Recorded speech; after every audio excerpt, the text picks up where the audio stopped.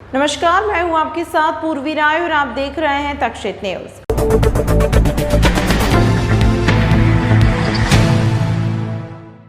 नर्मदा बचाओ आंदोलन की संस्थापक मेघा पाटकर ने नर्मदा घाटी के सरदार सरोवर क्षेत्र में बड़वानी, धार, खरगोन और अलीराजपुर जिले के कई डूब क्षेत्र को लेकर संभाग आयुक्त माल सिंह भैदिया को आज ज्ञापन दिया और इंदौर प्रेस क्लब में मीडिया से चर्चा करते हुए जानकारी दी। मेघा पाटकर ने नर्मदा बचाओ आंदोलन की जानकारी देते हुए सरदार सरोवर क्षेत्र में डूब इलाकों में निर्मित परिवारों मवेशियों को लेकर चिंता जताई और सरकार से मांग की है कि डूब क्षेत्र इलाकों का पंचनामा बनाया जाए और उन्हें उचित मुआवजा देते हुए पीड़ितों को विस्थापित किया जाए। मेघा पाटकर ने मीडिया के सामने मांग की है कि हर डूबग्रस्त परिवार के लिए सभी शासकीय और निजी सार्वजनिक भवन खुले करना, नज़दीक के गाँव या नगर में स्थान उपलब्ध कराना, वही ज़रूरत तो हो तो टीन शेड का उचित मकान करने की व्यवस्था की जाए। डूबग्रस्त परिवारों के लिए पर्याप्त भोजन नुकसान की भरपाई होने तक पहुंचाया जाए। विचार सरकार ने करना चाहिए, क्योंकि 2019 को चीफ जस्टिस रमन्ना का आदेश है सुप्रीम कोर्ट का कि 4 मुख्यमंत्री बैठकर आप निर्णय लीजिए पुनर्वास पूरा हुआ है कि नहीं तो आप जल स्तर कितना रखना वो तय कीजिए। हमारी मांग है कि 122 मीटर तक अब जल स्तर रोक देना चाहिए, उसके ऊपर पानी का स्तर नहीं होना चाहिए, बराबर है ना। दूसरी बात कि पुनर्वास में बहुत कुछ बाकी है, वो काम पूरा करना चाहिए, जिस पर 5 घंटे 7 घंटे चर्चा करते करते आज जो नए आयुक्त आए हैं बहुत संवेदना के साथ माल सिंह भैडिया जी ने हमारे साथ 2-3 घंटे चर्चा की, पर अभी निर्णय बाकी है, क्योंकि कई जगह इन्होंने माना ही नहीं था कि ये गांव डूबेगा, जो गांव डूब गया है। तो कार्यपालन यंत्री जैसे टेक्निकी एक्सपर्ट जब जाकर ना बोलते हैं और प्रत्यक्ष में गांव डूबता है तो क्या कहें। इनकी अक्षमता है और इनकी असंवेदना है। दूसरी बात कि जो पुल बांधे, रास्ते बांधे, वो भी डूबे हैं। तो हमारी आज की मांग है कि राहत में हर एक जो बेघर हुए हैं उनको आवास की व्यवस्था करनी चाहिए। उनकी भोजन की व्यवस्था केवल 2-4 दिन करके नहीं चलेगी, जब तक ये पुनर्स्थापित नहीं होते तब तक इनको भोजन देना चाहिए। मवेशी की मौत हुई है, इंसानों की मौत हुई है, क्या हजारों लोग जैसे लीबिया जिले देश के एक बांध में अभी डूब गए, वैसे यहाँ होना है क्या। हम लोगों को भरपेट खाना चाहिए और पुनर्स्थापन, पुनर्व्यवस्थापन और पुनर्वास जो होना है उसका पूरा अमल चाहिए और तब तक ये बांध की लेवल 122 मीटर तक रहनी चाहिए। तो आज हम आयुक्त को ये कहते आए हैं कि आचार संहिता लागू होने के पहले आप पूरी योजना बनाओ, पूरे बजट तय करो, नहीं तो आचार संहिता होने के बाद ये सब ठप हो जाएगा। आज भी एक भी तहसील में पुनर्वास अधिकारी पद पर नियुक्त नहीं है, सबको इन्होंने हटा दिया 2 साल पहले। और ग्रीवेंस रिड्रेसल अथॉरिटी, शिकायत निवारण प्राधिकरण में 5 न्यायाधीशों की भूतपूर्व नियुक्ति करने का आदेश है सुप्रीम कोर्ट का, तो भी इन्होंने कई महीनों तक एक भी नहीं रखा था। आज अभी 3 न्यायाधीश नियुक्त है, पर वहाँ 7000 अर्जियां प्रलंबित है। तो ये कैसे काम होगा और कब होगा। हम सरकार की परीक्षा देख रहे हैं, पर हमारी भी परीक्षा हो रही है, तो हम चुनाव नहीं चुनौती मानते हैं इस चीज़ को। और इसीलिए आज हम चर्चा करके चेतावनी देकर आए हैं कि भोपाल में तत्काल मीटिंग लगानी जाए और उसमें हम लोगों को अंतिम जवाब दिया जाए।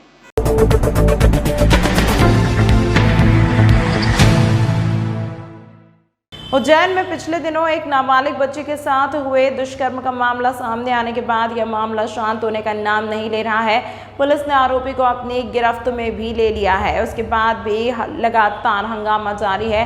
इसी कड़ी में आज कलेक्टर कार्यालय पर ऑल इंडिया सेवा एजुकेशन के छात्रों ने आरोपी को कड़ी से कड़ी सजा देने को लेकर कलेक्टर को ज्ञापन दिया है। आपको बता दें, पिछले दिनों एक नाबालिग बच्ची से उज्जैन में दुष्कर्म की घटना सामने आई थी और वह बच्ची कई किलोमीटर तक उज्जैन में भटकती रही, पर किसी ने उस बच्ची की मदद नहीं की। जब सीसीटीवी और अन्य वीडियो सोशल मीडिया पर वायरल हुए तो प्रशासन जागा और पुलिस ने कई सीसीटीवी खंगालने के बाद आरोपी को अपनी गिरफ्त में लिया। वहीं पूरे प्रदेश में इस मामले को लेकर राजनीति भी तेज हो गई है। इसके साथ ही अब छात्राओं ने मैदान पड़ा है। उन्होंने आज कलेक्टर कार्यालय पर जमकर नारेबाजी की और हंगामा किया और फिर कलेक्टर को ज्ञापन सौंप। छात्र ने बताया कि मध्य प्रदेश में लगातार इस तरीके से अपराध बढ़ रहे हैं। यह उज्जैन ही नहीं, ऐसी घटनाएं कई जगह हो रही हैं। सरकार को जो एक्शन लेना चाहिए वह अभी तक नहीं लिया गया है। उन्होंने मांग की है कि आरोपी को कड़ी से कड़ी सजा दी जाए। ये मध्य प्रदेश में तमाम महिलाओं बच्चियों पर जो अपराध बढ़ रहे हैं, इसको लेकर ही हम लोगों ने आज यहाँ पर कलेक्टर ऑफिस में ज्ञापन दिया है।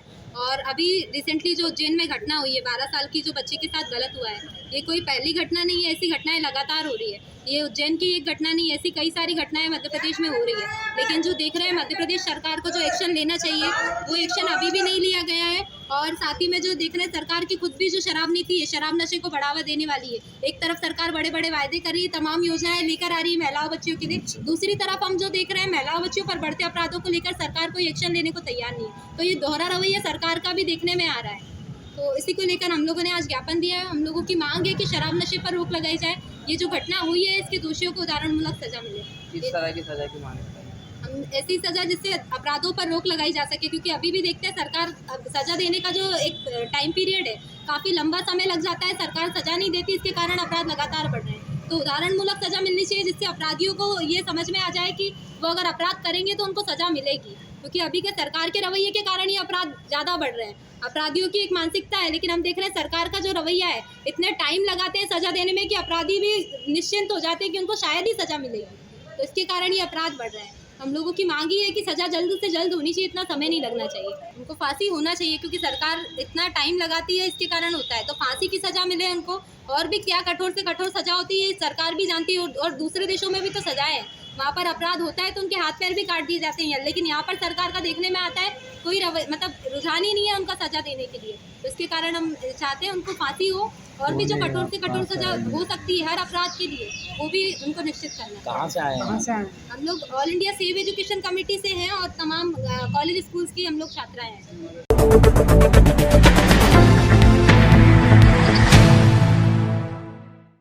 डायबिटीज की जागरूकता के लिए एक मेले का आयोजन ब्रिलियंट कन्वेंशन सेंटर में टोटल हॉस्पिटल के मालिक डॉक्टर सुनील एम जैन के नेतृत्व में आयोजित किया गया।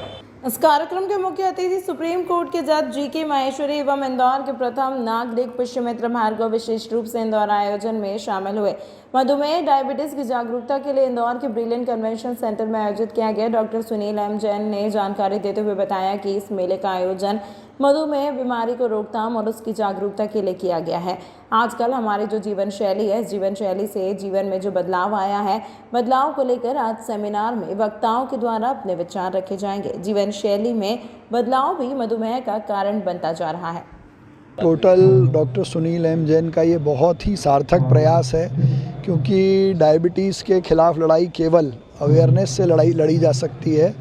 और सबसे अच्छी बात यह थी कि इसको समझाने के लिए जिन्होंने इसको जिया है, लड़ के शक्कर के खिलाफ टक्कर का जो जीवंत उदाहरण हमारे पास है, माननीय न्यायमूर्ति श्री जस्टिस जितेंद्र कुमार माहेश्वरी जी, उन्होंने स्वयं ने अपने सुझाव, अपना एक्सपीरियंस हमसे साझा किया। मैं पूरी टीम को उनकी बधाई देता हूं, शुभकामनाएं देता हूं और माननीय न्यायमूर्ति श्री माहेश्वरी साहब का धन्यवाद करता हूं कि इंदौर के लिए ये कैंपेन, इंदौर के स्वास्थ्य के लिए ये कैंपेन बहुत लाभदायक होगा और उनके दिए हुए सुझावों पे भी हम काम करेंगे। आपके द्वारा भी घोषणा की गई कि हर वार्ड के अंदर इस तरह मैं वही कह रहा हूँ, उनका दिए हुए सुझाव पे कि ऐसा अवेयरनेस का कैंप पूरे इंदौर शहर में हो, तो प्लान बना के इसी साल में हर वार्ड में ऐसे अवेयरनेस के कैंप हम लगाएंगे। देखिए, ये डायबिटीज़ मेला है जिसमें डायबिटीज़ के बारे में जितनी जन जागृति के लिए जानकारी होनी चाहिए उसे विभिन्न तरीक़ों से बताया जा रहा है। यहाँ एक बहुत बड़ी पोस्टर गैलरी है, लाइट एंड साउंड शो है जिसमें जल से जीवन का कॉन्सेप्ट है। वैसे ही हमारे शरीर में कई चीज़ें हैं जिससे हम स्वस्थ रहते हैं। इसके अलावा जैसे इंदौर एक क्लीन शहर है तो हमारा दिमाग भी भ्रांतियों से मुक्त होना चाहिए। और मिलेट्स के समय आ गया है कि हम मिलेट्स के आहार को आजकल प्रेफर करते हैं, तो इसके कुकरी शो है। इसी तरह से डाइट टॉक शोज़, तो बहुत सारी इस तरह की जानकारियाँ हैं जनता जिसके ज़रिए डायबिटीज़ के बेहतर इलाज के लिए जागरूक हो सके। क्यों होती है सर डायबिटीज़, क्या वजह है? क्योंकि एक तो भारतीयों में कुछ तो आनुवंशिकता है और उसके अलावा हम लोगों की जीवन शैली में एकदम से बड़ा चेंज आया है पिछले 20-25 सालों में। इसकी वजह से आजकल डायबिटीज़ भी ज़्यादा हो रही है और यंग लोगों में डायबिटीज़ ज़्यादा हो रही है। आज ये कार्यक्रम में कौन कौन आने वाला है और किस चीज़ों को डिस्कशन होगा?